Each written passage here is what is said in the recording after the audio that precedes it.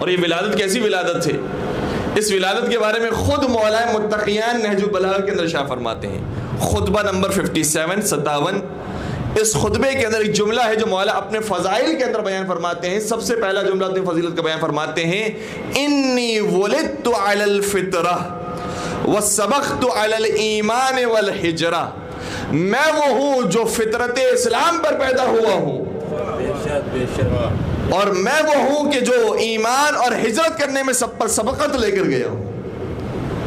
یہ بات آپ نے سن لی، الحمدللہ بات پہنچ بھی گئی، لیکن میں بات کو تھوڑا سا اور آگے بڑھاؤں کہ جو مولا متقیان نے شاہ فرمایا ہے کہ میں فطرت اسلام پر پیدا ہوا ہوں، انی ولدت علی الفطرہ، میں فطرت پر پیدا ہوا ہوں، تو میں مولا متقیان سے دست ادب جوڑ کر عرض کروں گا کہ یا امیر المومنین، صرف آپ تو نہیں ہیں جو فطرت پر پیدا ہوئے ہیں، کیونکہ آپ کی اور آپ کے رسول کی حدیث ہے کہ انہوں نے شاہ فرمایا کل مولود یولد علی الفطرہ، ہر پیدا ہونے والا بچہ فطرت اسلام پر پیدا ہوتا ہے، ہر پیدا ہونے والا بچہ فطرت توحید پر پیدا ہوتا ہے، ہر پیدا ہونے والا بچہ فطرت اور معرفت پر پیدا ہوتا ہے۔ تو یہ تو سارے بچوں کے بارے میں یہی حدیث ہے، سارے انسانوں کے بارے میں یہ بات ہے کہ جو پیدا ہو رہا ہے وہ فطرت اسلام پر پیدا ہو رہا ہے۔ پھر آپ نے اپنے فضائل کے اندر کیوں بیان کیا کہ آپ فطرت اسلام پر پیدا ہوئے ہیں؟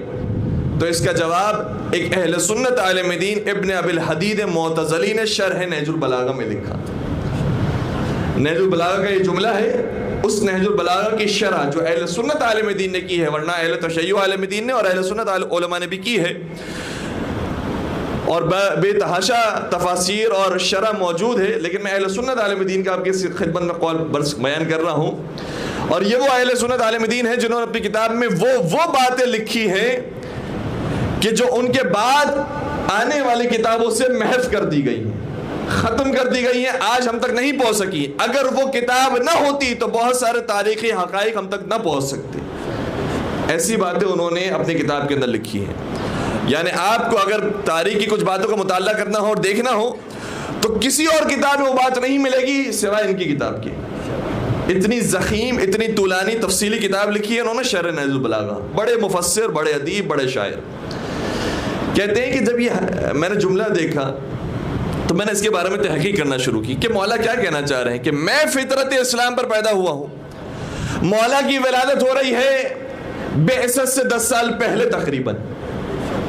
اگر بعثت کے وقت ہو رہی ہوتی اور کہتے ہیں کہ میں فطرت اسلام پر پیدا ہوا ہوں تو بات سمجھ میں آ جاتی کہ ابھی اعلان اسلام ہو رہا ہے، اعلان توحید اور رسالت ہو رہا ہے، اس موقع پر مولا متقیان کی ولادت ہوئی، لیکن ایسا بھی نہیں ہے۔ 10 سال پہلے ولادت ہو رہی ہے۔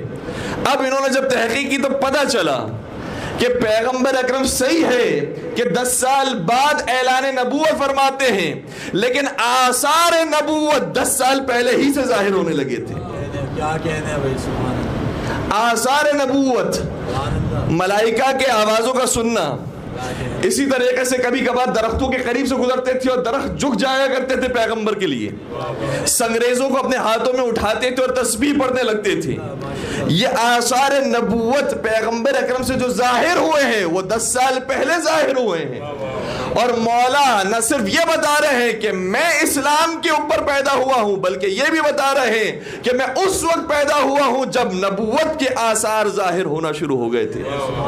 دنیا والے یہ تو جانتے ہیں کہ بعثت رسالت کب ہو رہی ہے، لیکن یہ کوئی نہیں جانتا ہے کہ بعثت کے آثار کب پیدا ہو رہے ہیں۔